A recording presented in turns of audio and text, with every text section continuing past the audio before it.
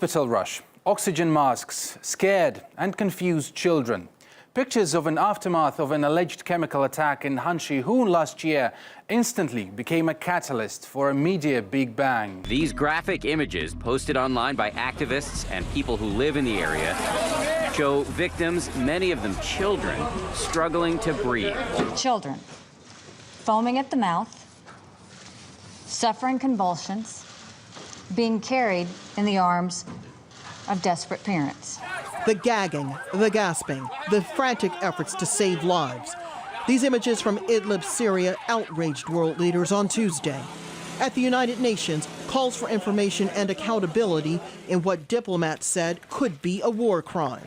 The Russian government is denying any involvement in a suspected chemical attack in Syria that has left dozens of people dead, including many children. This comes after witnesses said they saw people collapsing to the ground. This time, reports of a chlorine attack in Aleppo.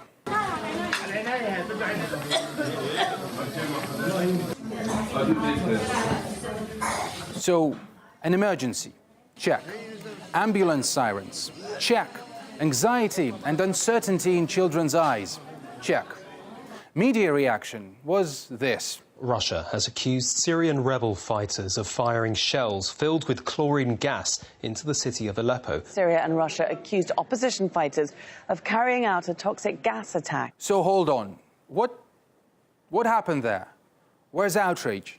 Where's this carousel of condemnation and shaming by the world's most powerful? Like the United States, we believe it is highly likely that attack was carried out by the Assad regime. It looks a lot like this attack was done by the Assad regime. That's truly an evil person. This is an animal. Well, the difference is Aleppo is under the control of the Syrian government, has been for years now, slowly but surely clearing out its streets of rubble, trying to piece back together normality. The chances that al-Assad gave orders to slaughter the innocent is, let's say, slim. Hence, it's worth a mention maybe, but not much more. I want to reiterate here that France does condemn the use of chemical weapons, whatever the users are. They don't care because the attack is coming from the wrong side, as it were. If you check the mainstream media coverage globally, it's a non-event. And if you also check the so-called opposition media side in Syria, of course, they're saying that, well, it could be a plot by the regime. So no surprise there. Before, how easy and convenient it was to instantly pin the blame on the baddest of the bad guys. Now, when the alleged hit potentially, just potentially, could be ordered by your former allies, who you had given out millions of dollars worth of aid, yeah, let's not rush to any conclusions. According to the Russian Defense Ministry, dozens of people, including children, were hospitalized after the Aleppo attack. It says the nighttime assault was carried out from an area controlled by Tahrir al-Sham, that is an al-Qaeda-affiliated group in neighboring Idlib province.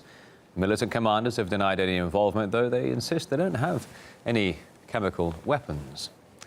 All the same, Syria's foreign ministry is calling on the United Nations to condemn and punish the militants involved in the assault, as well as the countries that arm and finance them. We spoke to Pierre Lecouf, a French activist in Aleppo, who told us about the aftermath of the attack.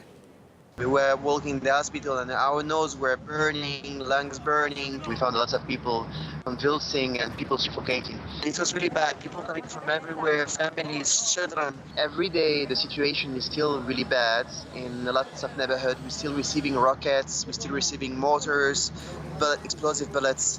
People keep dying, getting injured. It's not the first time that they attack with chemical weapons. They used during the Battle of Aleppo to attack with the same kind of weapon, especially chlorine. It's really hard to imagine that everything is going to start again, that everything is going to happen again in the same way. We lived the worst until now and we are ready for whatever is going to happen.